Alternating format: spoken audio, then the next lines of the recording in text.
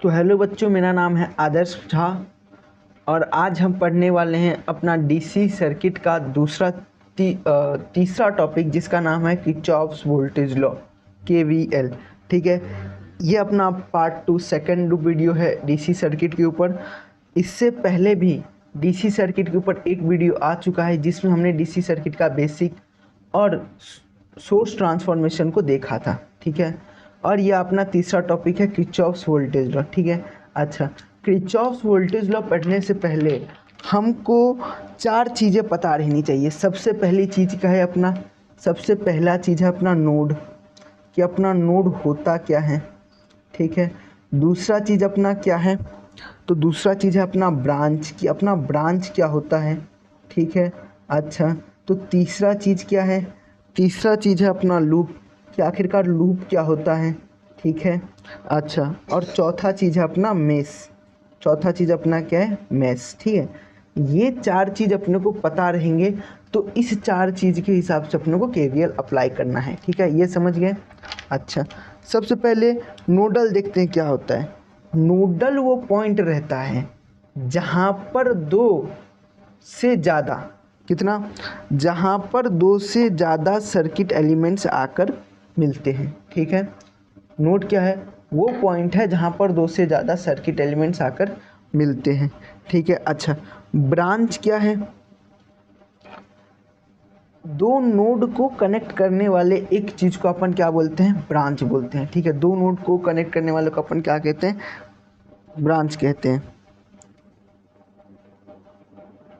ठीक है, अच्छा, अब लूप क्या होता है, तो लूप कोई भी क्लोज्ड पाथ होता है सर्किट का। लूप क्या होता है, सर्किट का कोई भी क्लोज्ड का पाथ होता है। अच्छा, अब मेस क्या होता है, तो मेस वो छोटा चीज़ रहता है। अच्छा, मेस क्या होता है वो देख लो, लूप को अगर तुम डिवाइड नहीं कर सकते हो तो वो मेस है। ये बात समझ गए, लूप को अगर तुम लोग डिवाइड नहीं कर सकते हो 2 पार्ट में तो वो मेस है। ठीक है, तो इसका बहुत अच्छा एग्जाम्पल मैं बताऊंगा। सबसे पहले अपन इसके इंग्लिश में मीनिंग देते हैं। नोड क्या होता है, नोड एक जंक्शन रहता है जहाँ पर 2 और 2 से ज़्यादा सर्किट एलिमेंट्स कनेक्टेड रहते हैं। ठीक है, नोड क्या है, नोड एक जंक्शन है। सबसे पहले लिखना पड़ेगा क्या, node is a junction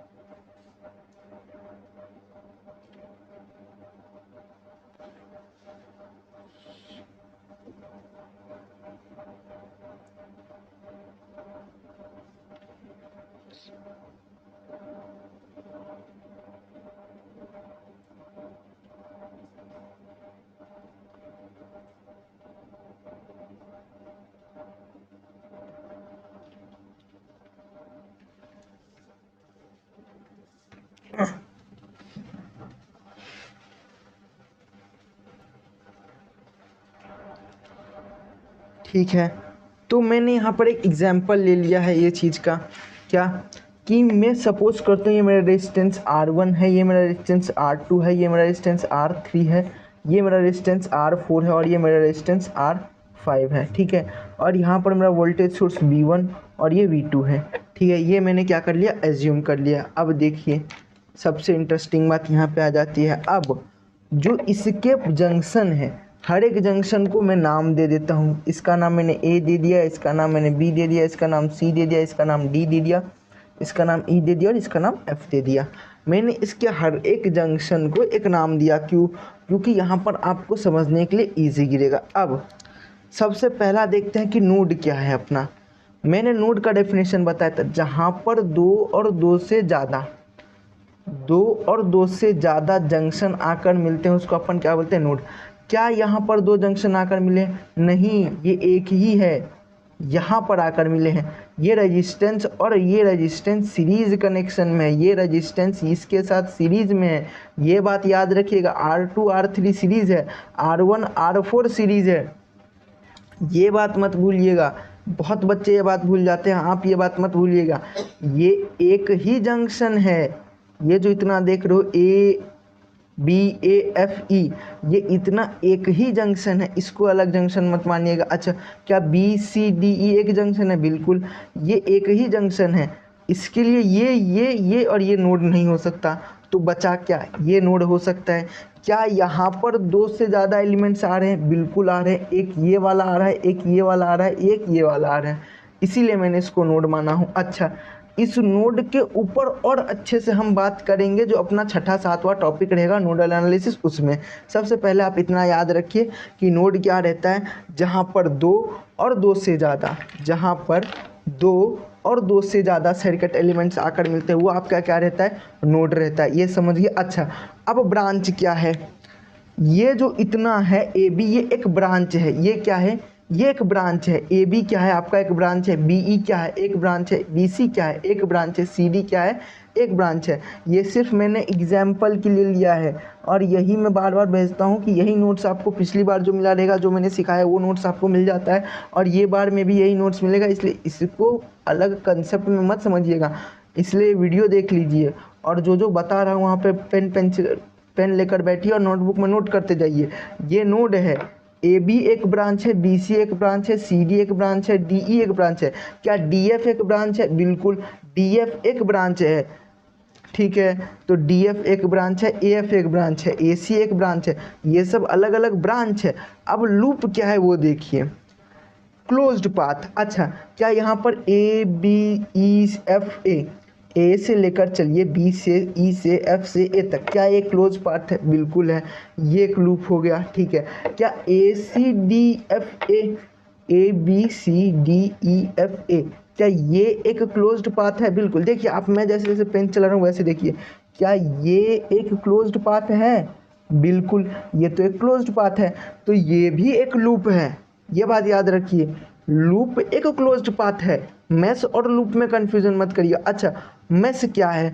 mesh एक स्मॉलेस्ट डिवीजन है लूप का। अच्छा, क्या इसके बाद इस सर्किट को दूसरे लूप में कन्वर्ट किया जा सकता है? अच्छा, आप इतने सर्किट को भूल जाइए, सिर्फ इतने सर्किट को देखिए, ABEF को। क्या इस सर्किट को, इस बॉक्स को, इस लूप को क्या मैं और दो लूप में डिवाइड कर सकता हूँ? नहीं कर सकता। तो ये मेरा एक मेश है। लेकिन अगर मैं ACDFA को देखूँ, ये भी क्या है? एक लूप है, लेकिन इसको मैं दो पार्ट में डिवाइड किया हूँ, BE के थ्रू में कर दिया हूँ ना, सर्किट के थ्रू में, BE के थ्रू में दो पार्ट में डिवाइड, इसलिए ये मेश नहीं हो सकता। मेश क्या है? एक एलिमेंट्री पार्ट है लूप का। एलिमेंट्री मतलब एक अंदर का पार्ट, लूप के अंदर का पार्ट। ठीक है, उसको अपन क्या बोलते हैं? मेश। ठीक है, ये समझ में आ गया आपके? अच्छा, तो ये चार चीज़ जो थे वो बहुत बेसिक चीज़ थे, जो हमको आना चाहिए था, और जो मैंने आपको बता दिया। अच्छा, अब बात आते हैं अपन किरचॉफ्स वोल्टेज लॉ के डेफिनेशन से। जो मैं पढ़ा रहा हूँ आपका यह बुक है BEE का बेसिक इलेक्ट्रिकल इंजीनियरिंग। ठीक है, मेरे पास 2019 का एडिशन है, आप लोग के पास जो एडिशन रहेगा उससे आप पढ़ सकते हैं। ठीक है, और ये बुक मैं इसलिए खोला हूँ ताकि आपको मैं बता सकूँ कि मुझे आपको कौन कौन सा टॉपिक बताना है। ठीक है, चलिए, ये अपन ने कर लिया। अब सबसे पहले डेफिनेशन पढ़ते हैं। अपन किरचॉफ्स वोल्टेज लॉ में आ जाते हैं, KVL में आ जाते हैं।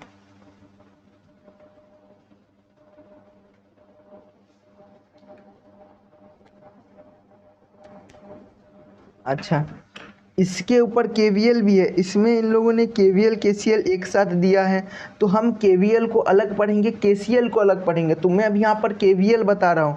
KVL क्या कहता है वो देखिए, एक क्लोज्ड पाथ में, एक क्लोज्ड सर्किट में जो वोल्टेज है उसका अलजेब्रिक सम 0 रहता है। एक क्लोज्ड सर्किट में, एक क्लोज्ड पाथ में अलजेब्रिक सम जो वोल्टेज का रहता है वो क्या रहता है? आपका 0।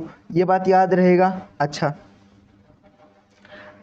क्या इसी क्लोज्ड पाथ को हम लूप और मेश बोलते हैं? बिल्कुल, इसी क्लोज्ड पाथ को हम लूप और मेश बोलते हैं, कुछ अलग नहीं है।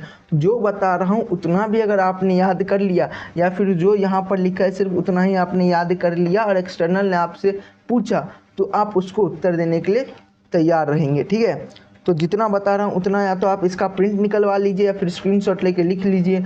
तो लिखने तक का तो मेरे हिसाब से आपके पास टाइम नहीं रहेगा, तो आपको बेस्ट रहेगा कि इसका PDF आपको मिल रहा है तो इसका प्रिंट निकाल लीजिए। ठीक है, तो किरचॉफ्स वोल्टेज लॉ अपने को क्या बोलता है कि द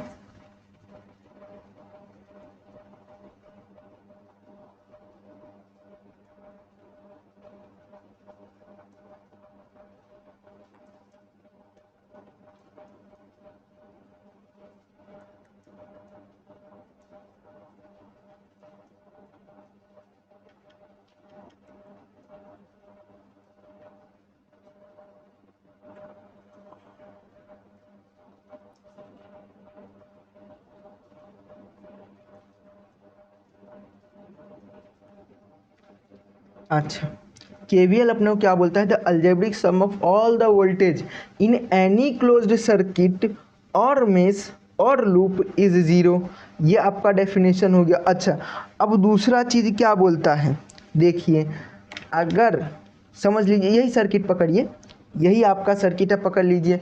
आपका जो करंट फ्लो हो रहा है ये प्लस है, ये माइनस है, ये बात याद रखिए, ये प्लस है, ये माइनस है। इसमें अच्छा वो मैंने दो बना लिया है, तो दोनों में आपको समझाने के करंट हो जाएगा। अच्छा, जैसे ही आप प्लस टर्मिनल से माइनस टर्मिनल क्या पाएंगे, मतलब क्या, अगर आप इस डायरेक्शन में फ्लो होंगे, प्लस से अगर माइनस के डायरेक्शन में फ्लो होंगे, तो आपका पोटेंशियल क्या रहेगा, लॉस होगा, फॉल होगा। कैसा रहेगा, फॉल होगा।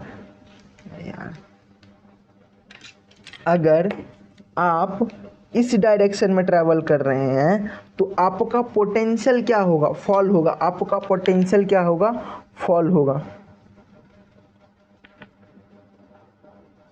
आपका पोटेंशियल क्या होगा, फॉल होगा। अच्छा, इस तरफ देखेंगे तो ये आपका प्लस है, ये आपका माइनस है, बराबर। अच्छा, अब जब आप माइनस से प्लस की तरफ जाएंगे, अच्छा, नो मैटर आप कहाँ से डाल रहे हैं, ये बात याद रखिए। प्लस से माइनस में क्या खुदक के जाएंगे, नहीं, आप प्लस से माइनस में ऐसे करके आएंगे।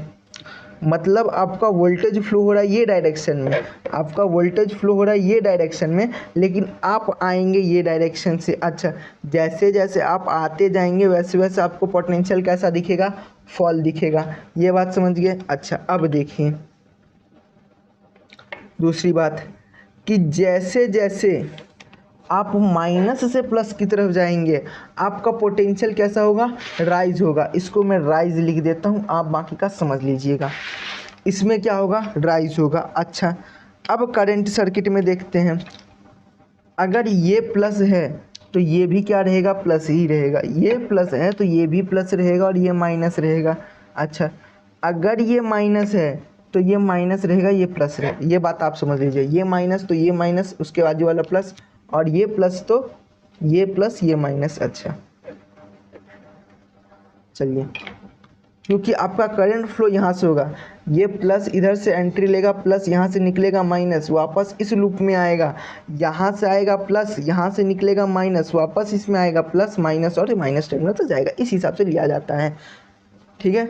लेकिन मैं आपको बता दिया हूँ कि जो शॉर्टेस्ट डिस्टेंस रहेगा, जो माइनस से कनेक्ट है तो माइनस लीजिए, उसके बाद वाला प्लस, प्लस से कनेक्ट है तो प्लस ले लीजिए, उसके बाद वाला माइनस। ये एक शॉर्टकट ट्रिक्स है जो आप याद कर सकते हैं। अच्छा, जब आप करंट के डायरेक्शन में जा रहे हैं, ये बात याद रखिए। अब आपका सबसे बड़ा टॉपिक आता है, समान लीजिए, ये आपका करंट का डायरेक्शन, ये क्या है, आपका करंट का डायरेक्शन है आई, ये क्या है, आपका करंट का डायरेक्शन है आई। अच्छा, क्या आपका आई यहाँ से यहाँ तक ट्रैवल करके आएगा, ठीक है, लेकिन वो कट टू कट आई नहीं आएगा, वो आई डैश आएगा, क्योंकि आपका आई एक इस तरफ भी चला जाएगा, ठीक है, तो ये आई डैश रहेगा, ठीक है। जो इस तरफ जाएगा वो आई माइनस आई डैश रहेगा, ठीक है। वो सब अपन बाद में बात करेंगे, वो सब चीज़ की, ये सब बहुत सरदर्द का चीज़ है, तो उसके ऊपर डिस्कशन करेंगे।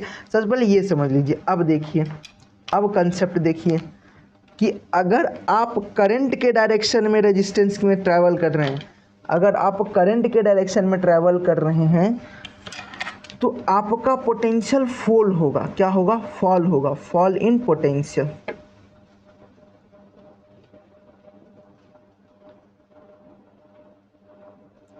अगर आप करंट के डायरेक्शन में ट्रैवल कर रहे हैं तो आपका पोटेंशियल क्या हो जाएगा, फॉल हो जाएगा, ठीक है। अब दूसरा टॉपिक देखिए, अगर आप करंट के अपोजिट डायरेक्शन में ट्रैवल कर रहे हैं, ठीक है, अगर आप करंट के अपोजिट डायरेक्शन में ट्रैवल कर रहे हैं तो आपका पोटेंशियल क्या होगा, राइज होगा। क्या होगा, राइज होगा, राइज इन पोटेंशियल। तो ये बात आप याद रखिएगा, ठीक है। करंट के डायरेक्शन में ट्रैवल करोगे तो लॉस होगा, करंट के अपोजिट में ट्रैवल करोगे तो फ़ायदा होगा। ये बात आप याद रखिएगा, क्योंकि ये बहुत ज़्यादा काम करेंगे जब आप करंट को डिवाइड करोगे 2-3 टॉपिक में, तब यहाँ पर तब उस जगह पर इस चीज़ का बहुत बड़ा यूज़ है, ठीक है। तो इसमें जो आपका सबसे बड़ा सम है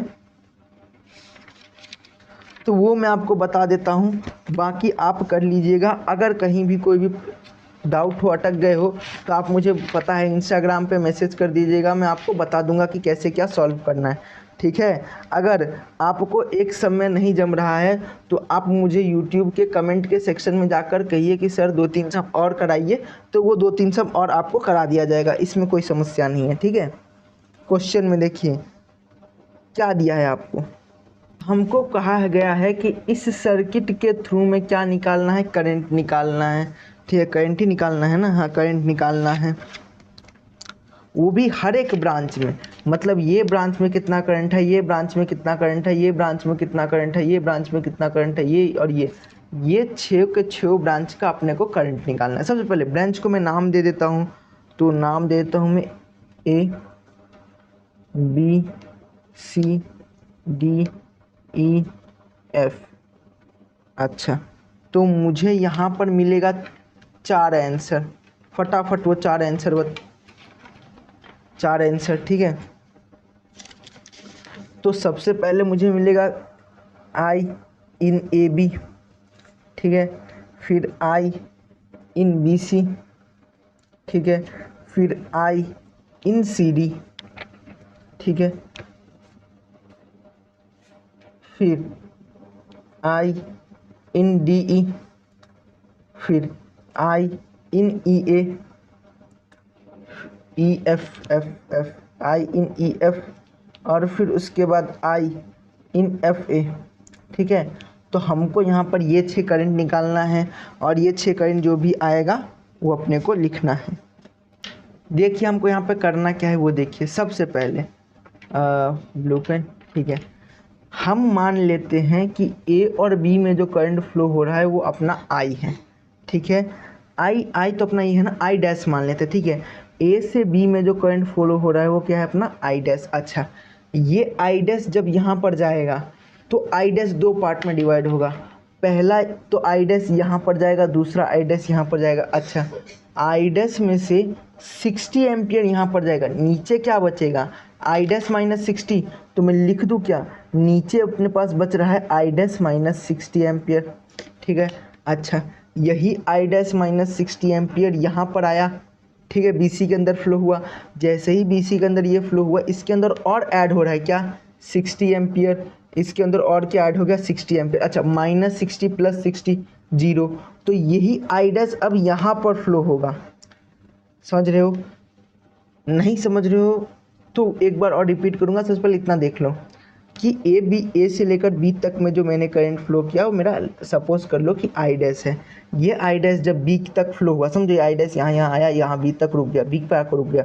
B पर रुकने के बाद I डैश 2 जगह जाएगा, एक 60 इधर से, एक ये वाले ब्रांच में जाएगा और एक ये वाले ब्रांच में जाएगा। अच्छा, ये वाले ब्रांच में जा रहा करंट अपने को दिया हुआ है 60, जब I डैश ये वाले ब्रांच में 60 चला जाएगा तो नीचे कितना जाएगा, I डैश माइनस 60, सिंपल सी बात है। अच्छा, यही I डैश 60 यहाँ पर फ्लो के जब इस पोजीशन पे आएगा तो इस I डैश माइनस 60 में 60 एम्पियर और अंदर आ जाएगा, तो I dash minus 60 plus 60, minus 60 plus 60 चल देगा, बचेगा अपने पास सिर्फ I डैश। अच्छा, ये I डैश C से लेकर D तक आया, C से लेकर D तक आया, जैसे ही ये पॉइंट पे आया तो I डैश में से 120 एम्पियर निकल जाएगा, इसमें जो फ्लो होगा वो रहेगा अपना I dash minus 120, I dash minus 120। अच्छा, जैसे ही ये 120 इस पोजीशन पे आया उसमें 70 ऐड हो गया, तो 70 120 को प्लस करो जरा कितना होता है, 50। तो इधर से के बाद जो यहाँ पर करंट जाएगा वो रहेगा अपना I डैश माइनस 50, ठीक है, क्योंकि 70 तो ऐड हो चुका है 120 में, बचा कितना है, 50 है, ठीक है। अब यही I डैश 50 जब इस पोजीशन पे आएगा तो इसमें से 30 एम्पियर निकल चुका है, तो इसमें फ्लो क्या हो जाएगा, I डैश माइनस 80, देखो ना 30 एम्पियर फ्लो हो चुका है, 50 -50 -30 -80। अच्छा, यही -80 जब यहाँ पर आएगा तो यहाँ पर अपने को मिलेगा वापस आई डैश। और अगर यहाँ पर आने के बाद तुमको वापस ये वाला करंट मिल जाता है इस पोजीशन पर आने के बाद, तो समझो तुमने जो एजम्पशन किया है, जो तुमने माना है ये पूरे के पूरे चीज़ को, तुम्हारा क्या है, सही है। अच्छा, अब केवीएल का याद रखना, केवीएल लगता कहाँ है? केवीएल एक क्लोज्ड पाथ में लगता है। कहाँ लगता है? केवीएल एक क्लोज्ड पाथ में लगता है। ठीक है, ये बात याद रहेगा। ठीक है, चलो हम लगाते हैं। हम लिख देते हैं कि अप्लाइंग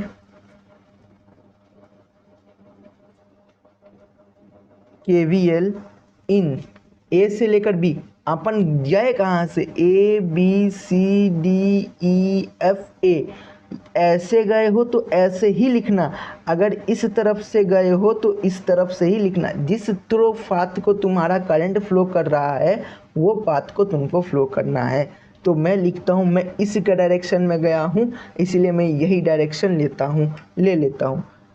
ए B C D E F ए।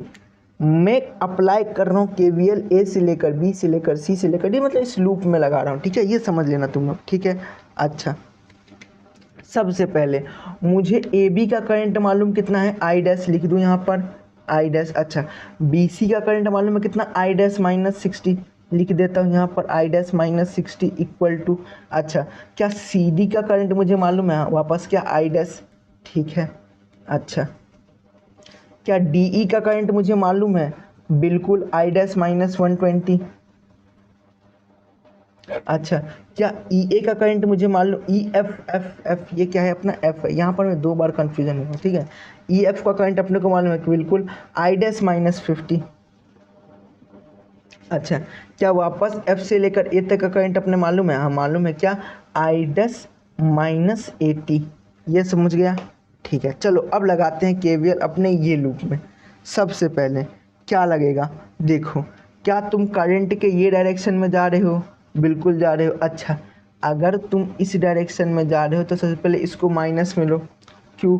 क्योंकि तुम्हारा पोटेंशियल डिफरेंस आइडियली हम लोग मानते हैं ये प्लस, ये अपना माइनस, प्लस से माइनस की तरफ में जा रहे हो तो तुम्हारा पोटेंशियल डिफरेंस राइज होगा कि फॉल होगा, फॉल होगा, इसके लिए माइनस।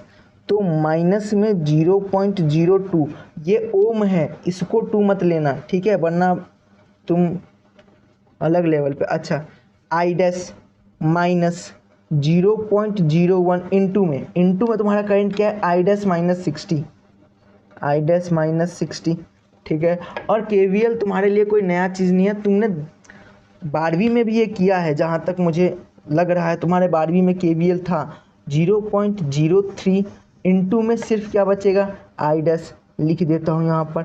ठीक है, अब 0.03 से बचे कहाँ, यहाँ पर तुम लोग 0.01 में। अब तुम्हारे पास क्या बचा है, आई डैश -120।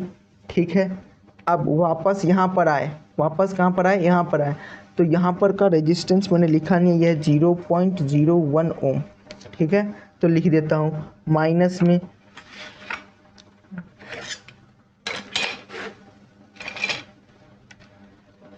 में ये क्या रहेगा तुम्हारा 0.01 इंटू में क्या है, आई डैश -50। जो करंट फ्लो हो रहा है वही लिखना, दूसरा मत लिख देना, रॉन्ग हो जाएगा। ठीक है, अब वापस माइनस में क्या रहेगा 0.02 इंटू में क्या रहेगा, आई डैश -80। ठीक है, तो ये मेरा लिख दिया। अब केवीएल क्या बोलता है, ये सब का अलजेब्रिक सम कितना रहता है, 0। ये सब का अलजेब्रिक सम कितना रहता है, 0। अच्छा, क्या मैं ये 0 1 इसके अंदर डाल के एक नया इक्वेशन बनाऊं, नहीं। क्यों? क्योंकि अपने पास एक कैल्सी दिया है भगवान ने बहुत सुंदर सा, तो अपन उसका इस्तेमाल करेंगे। सबसे पहले इसको अंदर डाल लेते हैं, -0.02 आई डैश माइनस में, अच्छा 0.01 आई डैश। ठीक है, माइनस माइनस प्लस 60 इंटू 0.01 कितना आएगा, स्टैंडर्ड में देखो 0.06। ठीक है, 0.06। अच्छा, क्या हो गया, ये अपना ये टर्म हो गया, ये टर्म हो गया। अब देखो -0.03 आई डैश। ठीक है, अब देखो -0.01 आई डैश माइनस में 120 इंटू 0.01 कितना आ जाएगा अपना 1.2 माइनस में 0.01 आई डैश कितना 0.01 है, दो बार लिख दिया हूँ क्या, दो बार ठीक है 0.01 आई डैश माइनस माइनस वापस क्या हो जाएगा प्लस, अच्छा ये भी प्लस होगा, प्लस 15 टू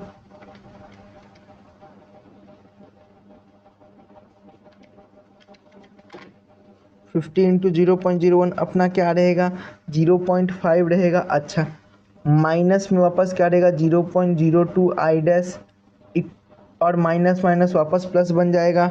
और अब 80 इंटू 0.02 ठीक है कितना रहेगा अपना 1.6 और ये सब का सम कितना अपना 0 है। ठीक है अच्छा क्या यहाँ पर अपने को एक आई डैश मिलेगा, प्लस करते से पहले माइनस 0.02 माइनस 0.01 ये हो गया ये हो गया। अच्छा क्या ये है, बिल्कुल है, माइनस 0.03 माइनस 0.01 माइनस 0.01 माइनस 0.02। अच्छा ये सब का प्लस करने में अपने को कितना आया माइनस 0.1 ठीक है आई डैश इक्वल टू जो भी इस तरफ का प्लस में जाएगा प्लस में आएगा वो इस तरफ इक्वल टू किस तरफ जाके क्या बन जाएगा माइनस में बन जाएगा। ठीक है तो सबसे पहले कर लेते हैं 0.6 प्लस ये हो गया अपना 0.6 प्लस अब कहीं पे है डिजिट बिल्कुल ये वाला ये आई डैश के टर्म्स को अपन हटा देते हैं। ठीक है 0.6 प्लस 1.2 ठीक है 1.2 प्लस 0.5 0.5 प्लस 1.6 ठीक है 0.6 प्लस 1.2 प्लस 0.5 प्लस 1.6 ठीक है इसका इक्वल टू अपने को कितना आएगा 3.9 इक्वल टू अपने को कितना आएगा 3.10। अच्छा क्या ये 0. अच्छा ये माइनस 3.9 इस तरफ आएगा प्लस इक्वल टू किस तरफ गया तो माइनस, क्या ये माइनस माइनस साइन कट जाएगा, बिल्कुल कटेगा। तो यहाँ से अपने को आई डैश का एक आंसर मिलेगा कितना 39 आई डैश अपने को कितना मिला 39। अच्छा मतलब अपने को ए और बी के अंदर कितना फ्लो हो रहा है 39। अच्छा क्या 39 वैल्यू डाल के ये सब नहीं निकाल सकते हो तो खुद से निकालो। आज का ये वीडियो में बस इतना ही। अगर वीडियो पसंद आया और पूरा का पूरा केवीएल समझ गए हो तो वीडियो को ज़ोर से ज़ोर लाइक कर देना और चैनल को ज़ोर से ज़ोर सब्सक्राइब कर देना। अब ठीक है अगर वीडियो लंबी चाहिए मतलब एक वीडियो में अगर 2 से ज़्यादा सम्स तुमको सीखना है, मुझे लगता है कि तुमको नहीं देखना चाहिए एक वीडियो में 2 से ज़्यादा सम, क्योंकि तुम जब तक खुद नहीं करोगे तब तक तुमको आने वाला नहीं है। ये जितने लोग भी सोच रहे हैं कि हम लोग देख के कर लेंगे तो आपके मन का वहम है और कुछ नहीं है। ठीक है तो आपसे नहीं होगा, इसलिए आप खुद ट्राई करिए, बुक लेके बैठिए, बुक पेन लेकर बैठिए, देखिए कितना होता है उस हिसाब से आप करिए, आपका उसके बाद आ जाएगा। ठीक है